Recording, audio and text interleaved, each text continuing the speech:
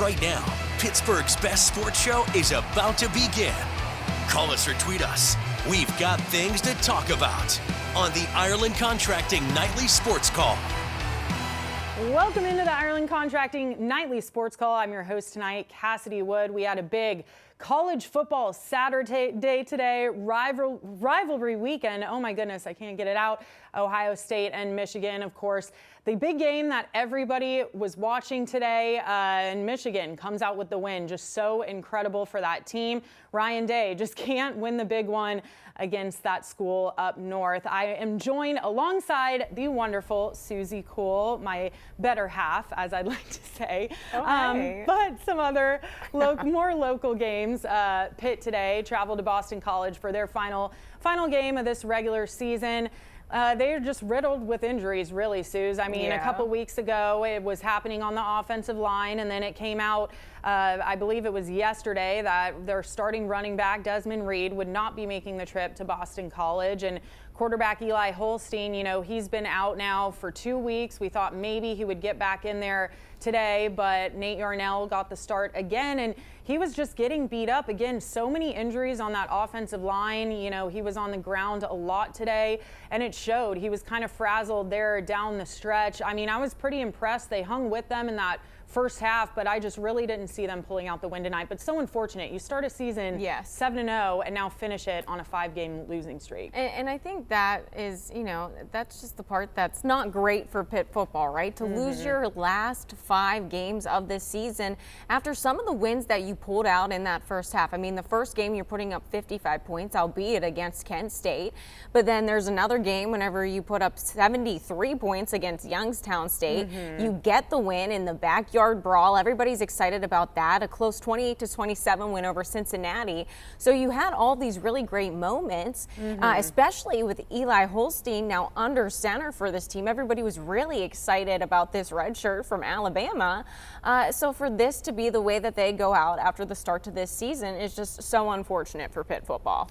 Yeah, I mean, it just really does stink. They do have that bowl game that they will still play in, but after this, you know, losing stretch, I just don't see it being a very big bowl game. Unfortunately, it'll probably be a smaller one. And then, you know, on the other side, Penn State, a huge win today, very exciting for them.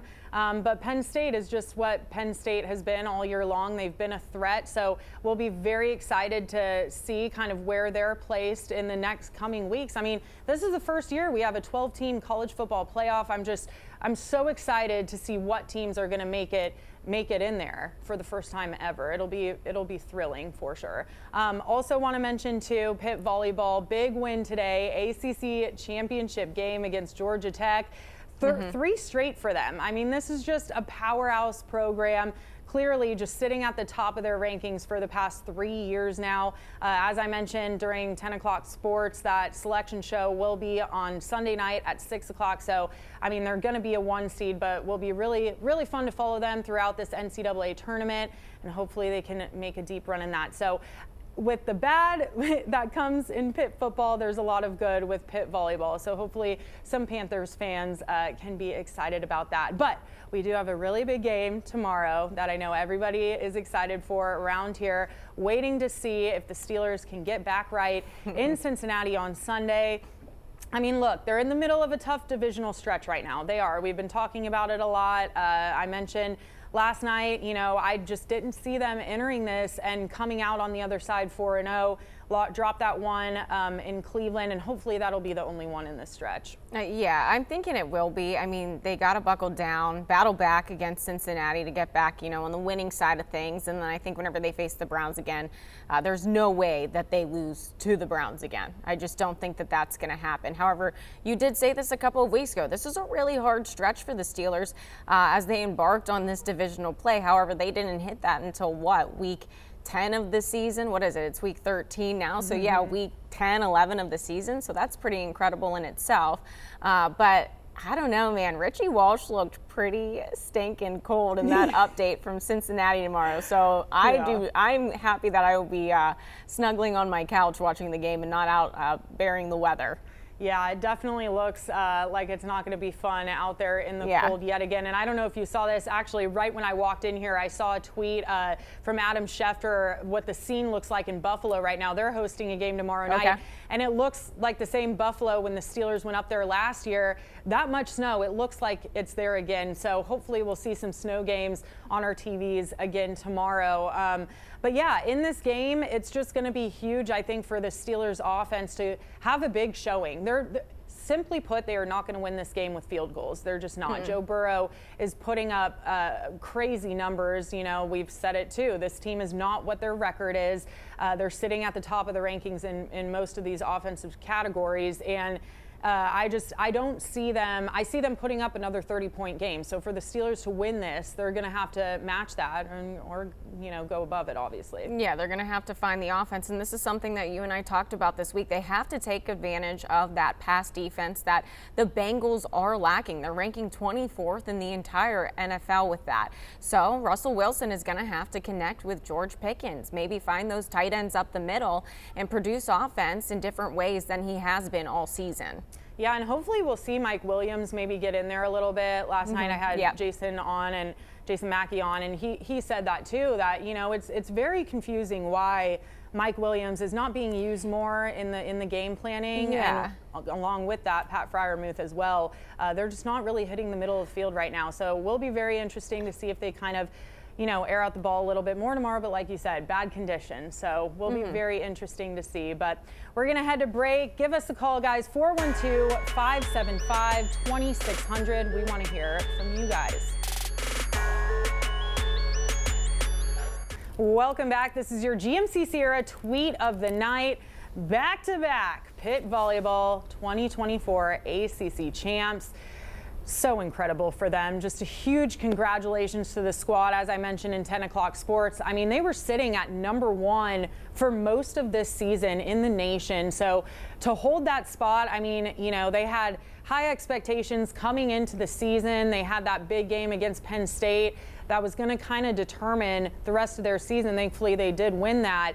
And they've gone on to have just such a successful season. It's so great for them. So exciting for them. And like I said, we have that selection show on Sunday. So hopefully they pull a good route, a good path to that national championship. And hopefully we'll see a deep run from them. You know what I love about Pitt Volleyball? Every single year they are good. And in the city of Pittsburgh, we have the Steelers, we have the Penguins, we have the Pirates, we have Pitt football.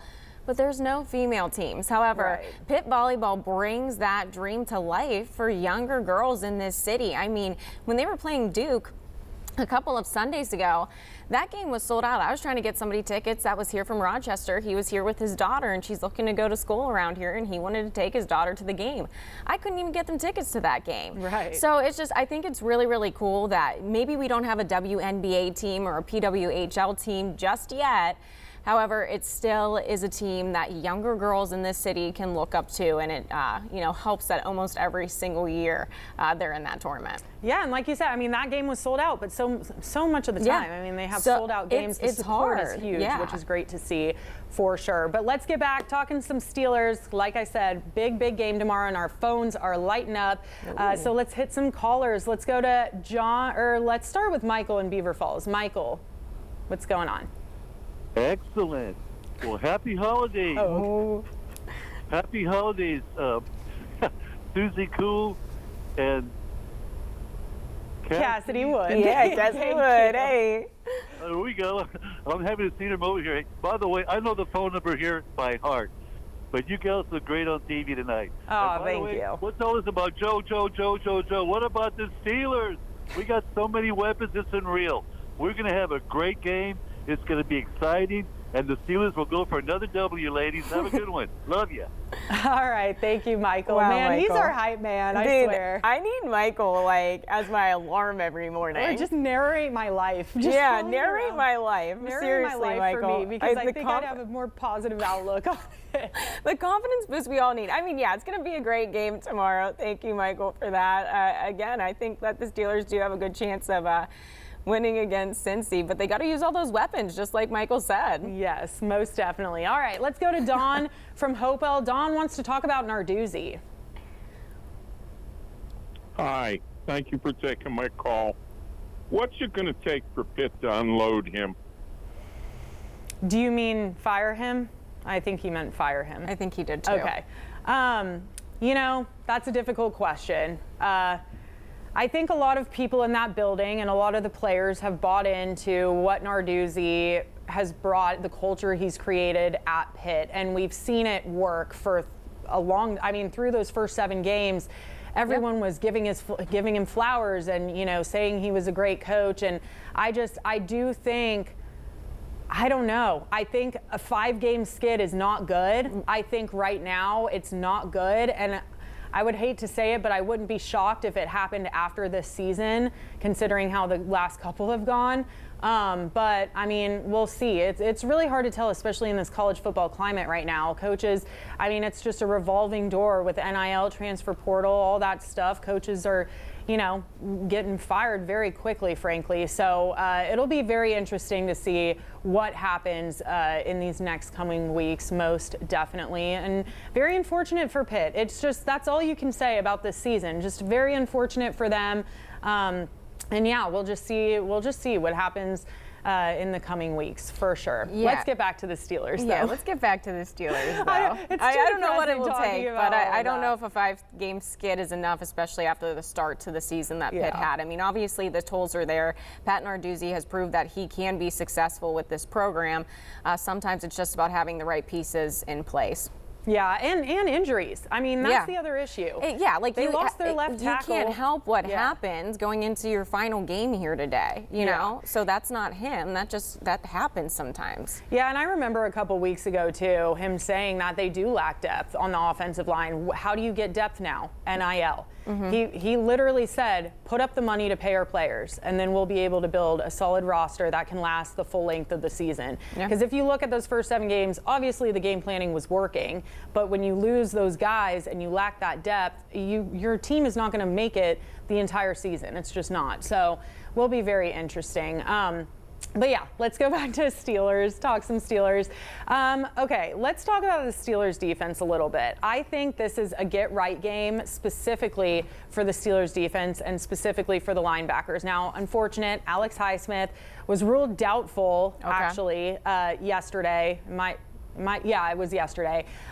So he practiced on Wednesday, didn't practice on Thursday, did a little bit more on Friday, but then was downgraded to doubtful. So it's looking like Alex Highsmith will miss another game tomorrow, which I know he's bummed about. He told us last week that he felt pretty much ready to go last Saturday, but they wanted to sit another week and really rest it. So for him to not be going this week, that's also another bummer. And we have yet to see Nick Herbig and Alex Highsmith back, both at full health. I know they rotate, but we just haven't seen that yet. It seems like they've been trading off, injuries. And so very unfortunate to not have Alex Highsmith there. I think that also is kind of what's contributing to TJ Watt's, his lower performance this year. Yeah. We're used to seeing him have more splashy plays and stuff.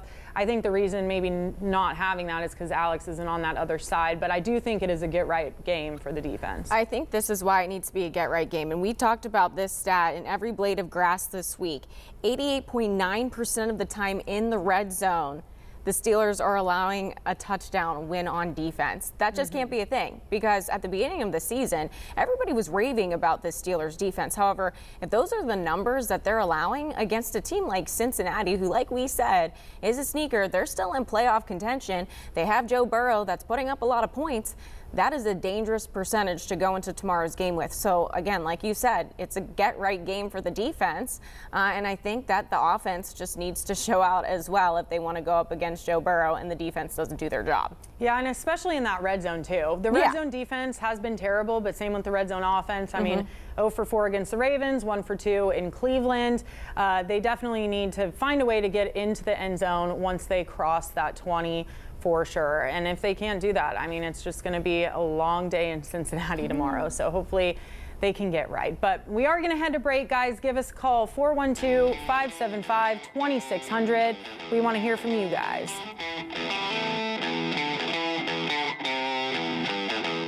I do want to mention the Pens, also another win tonight. That's 3 in a row now for them, which is very exciting. not having the best season right now. Let's just say it point blank. Not having the best season. Tristan Jarry gets sent down. He comes back for those 5 games. Actually, had a good past 2 games. They pulled out those wins and then won tonight 6-2. So hopefully they can go on a little bit of a run here and make Pens fans happy. Yeah, no, I think whenever you look at the team that the Pens have, still having Sidney Crosby, Evgeny Malkin, Chris Letang, all those guys, this is a team. These are guys that this city has gotten behind for how many years now. So to see them go through these, ebbs and flows, even last year, really, they had a pretty low point in March, and then it was, the last couple of games of the season. I think it was the last 10. They were going on a 10-game win streak or something like that, and almost making playoffs.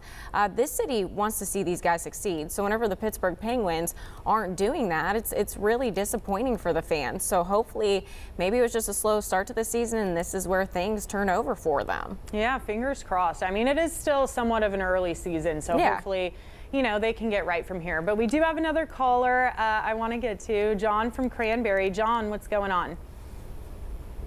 Hey, Cassidy and Suzie. Thanks for taking my call. I hope both of you had a nice Thanksgiving with your families. Oh, you too. Thanks. Yeah, thanks.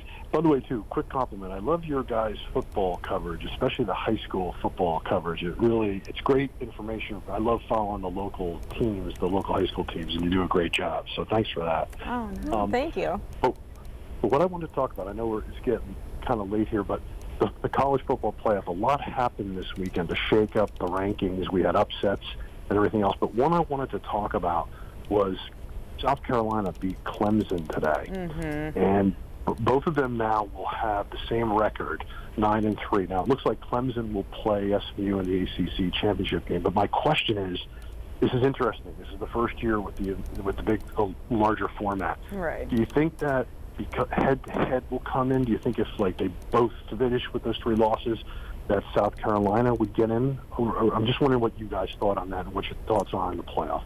Yeah, I mean, it's a great question. I mean, look, it's rivalry weekend. Anything can happen. We do have 30 seconds in the show, so I'll try to make it quick. Anything can happen during rivalry weekend. I do think, obviously, if Clemson pulls out a win in this ACC championship game, it's not even a question. I think Clemson goes because if you win one of the Power 4 conferences, you're an automatic bid. So I think they go, no questions asked. If they both lose, though, and they go in with 3 losses, it will be very interesting to see. I think strength of schedule comes into play at that point. So we'll see, but I think they're going to lean on strength of schedule. But guys, thank you so much for joining us tonight, and we'll see you next time.